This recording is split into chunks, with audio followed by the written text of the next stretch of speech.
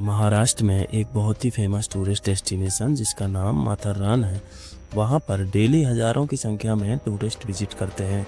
11 दिसंबर 2021 को वहाँ पर एक कपल भी विजिट करता है। यह कपल पूरा दिन माथेरान में एंजॉय करता है। सभी रेस्टोरेंट में ये लोग घूमते हैं और सभी रेस्टोरेंट में वहाँ पर ये लोग खाना भी खाते हैं।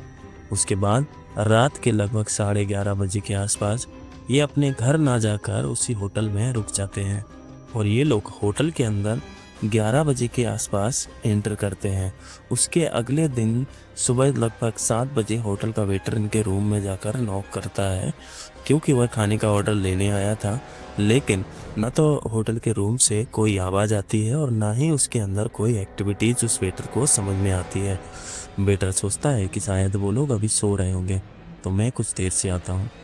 तो वेटर फिर से सुबह 9 बजे के आसपास जाता है और उसकी डोर को नॉक करता है, लेकिन उसके बावजूद भी कोई दरवाज़ा नहीं खोलता है। इसके बाद इस बात की खबर वो अपने होटल के मैनेजर को देता है। तो मैनेजर उससे कहता है कि वो लोग लेट नाइट पार्टी करके आए थे, तो शायद अभी भी सो रहे होंगे, तो जब उठेंगे तो ऑर्डर करने खुद ही आ जाएंगे। लेकिन सुबह के लगभग 11:30 बज जाते हैं। उस रूम से ना तो कोई बाहर निकलता है और ना ही उस रूम का दरवाज़ा खुलता है। अब मैनेजर को भी डाउट हो जाता है। इसी मास्टर चाबी को लेकर दरवाज़ा खोलने की कोशिश करता है और जब वो उस दरवाजे को खोलता है तो उस कोई भी मौजूद नहीं मिलता है। उस रूम में ना तो वो कपल थे और कल रात को जो लोग आए थे ना ही उनका कोई सामान मौजूद था। लेकिन मैनेजर की नज़र बेड के पास पड़े कुछ खून के छींटों पर पड़ती है और वो बेड के नीचे झांक कर देखता है तो उसके पैरों तले से ज़मीन खिसक जाती है, क्योंकि वो बेड के नीचे एक बॉडी पड़ी हुई थी और वो डेड बॉडी पूरी तरह से नग्न अवस्था में थी, यानी कि उसके शरीर पर कोई भी कपड़ा नहीं था। लेकिन उससे भी हैरान करने वाली बात तो ये थी कि उस डेड बॉडी का सर नहीं था और उसको देखकर ये पता चल रहा था कि ये डेड बॉडी एक फीमेल की डेड बॉडी है।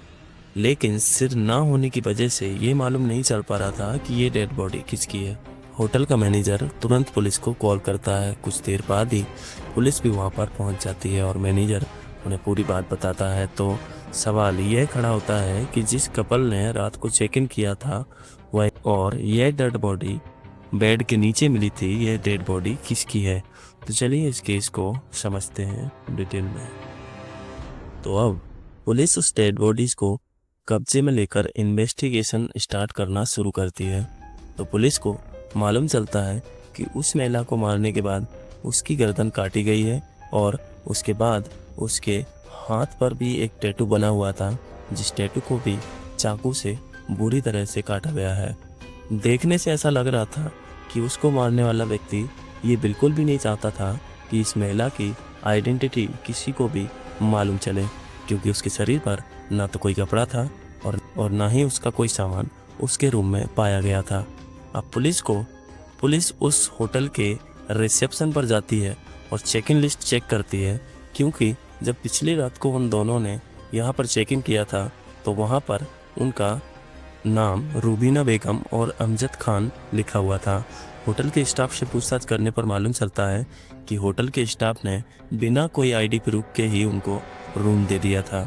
यहाँ पर होटल स्टाफ की भी एक बहुत बड़ी गलती सामने निकल कर आती है। लेकिन रूबीना बेगम और अमजद खान ने अपना एड्रेस ज़रूर वहाँ पर लिखवाया था। पुलिस को हालांकि ये लग रहा था कि ये एड्रेस फेक हो सकता है, लेकिन उसके बाद भी पुलिस उस एड्रेस पर उन दोनों नाम की पूछताछ करना शुरू करती है और शंका के आधार पर वो एड्रेस भी पूरी तरह से फेक ही निकलते हैं। उसके बाद पुलिस के पास दूसरा ऑप्शन होता है सीसीटीवी कैमरा। तो पुलिस होटल के आसपास के और होटल के अंदर के सीसीटीवी कैमरेज की फ़ोटोज़ निकालना शुरू करती है।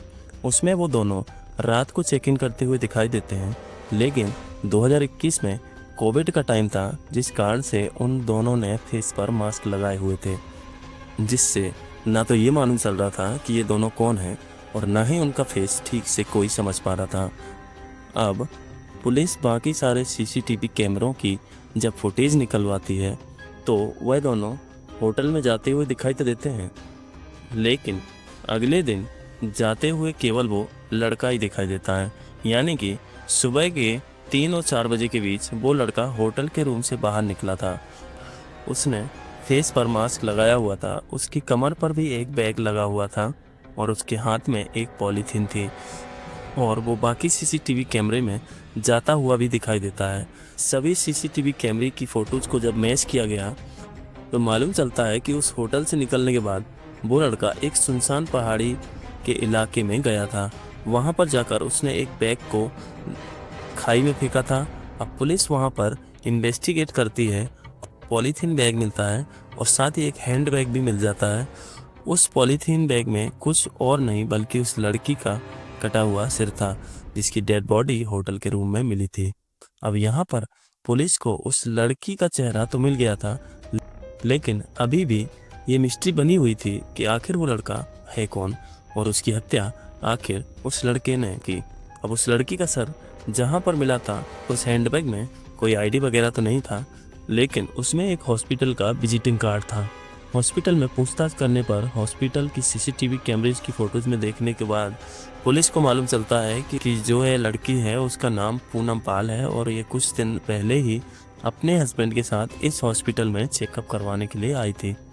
हॉस्पिटल के सारे रिकॉर्ड्स निकलवाए जाते हैं और उन्हीं रिकॉर्ड्स में पाया जाता है कि जिस दिन ये महिला अपने हस्बैंड के साथ इस हॉस्पिटल में आई थी उस दिन इसके हस्बैंड ने यहाँ पर यूपीआई से मेडिसिन की पेमेंट की थी।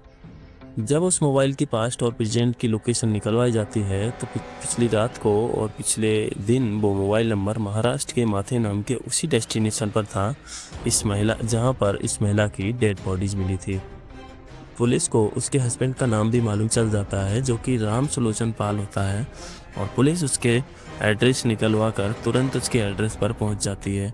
वहां पर उन्हें राम सुलोचन पाल मिलता है जो कि पेशे से एक सॉफ्टवेयर इंजीनियर था। पुलिस उससे पूछती है कि क्या तुम इस महिला को जानते हो, तो वो बिल्कुल घबरा जाता है और वो कहता है कि हाँ ये मेरी वाइफ है और ये पिछले कई दिनों से लापता है।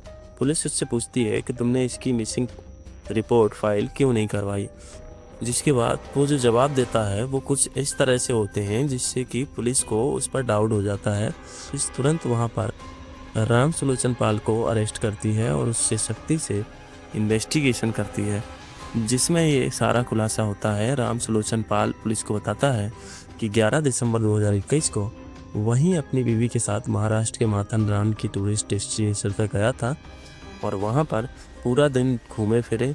उसके बाद रात को 11:30 बजे उन्होंने एक होटल में रूम लिया था, फॉल्स नेम और फॉल्स एड्रेस से एंट्री करवाई थी।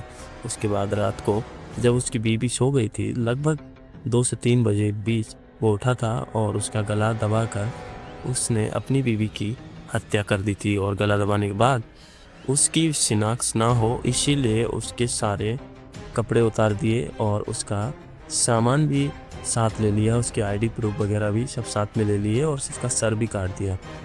उस सर काटने के बाद उसको पहाड़ी में फेंक दिया, क्योंकि उसे ऐसा लग रहा था कि अगर उसकी डेड बॉडी से सर नहीं मिलेगा तो उसकी पहचान नहीं हो पाएगी। यह केस बहुत जल्दी क्लोज हो जाएगा, लेकिन अभी भी सवाल ये बना हुआ था कि आखिर राम सुलोचन पाल ने अपनी बीवी पूनम पाल की हत्या क्यों की थी।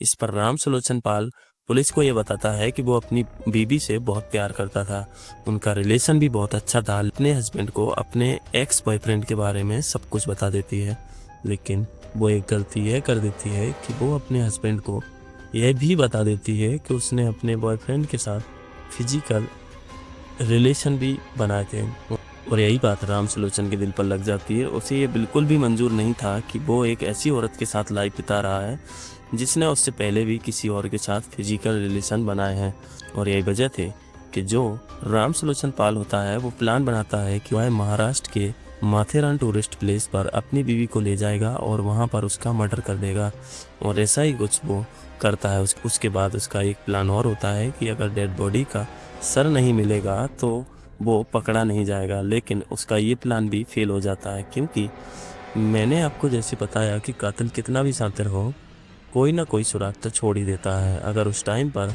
वहाँ हॉस्पिटल का विजिटिंग कार्ड ना मिला हो तो शायद राम सुलोचन पाल भी कभी पकड़ा नहीं जाता। तो ये था आज का केस, जिसमें एक हस्बैंड अपनी ही पत्नी को पहले मारता है और मारने के बाद वो उसके सारे एविडेंस मिटाने की कोशिश करता है, लेकिन फिर भी वो पुलिस के हाथों पकड़ा जाता है। तो अगर ये वीडियो आपको इन्फॉर्मेटिव लगा हो तो हमारे चैनल को लाइक एंड सब्सक्राइब कर हमें सपोर्ट करें। Thank you so much.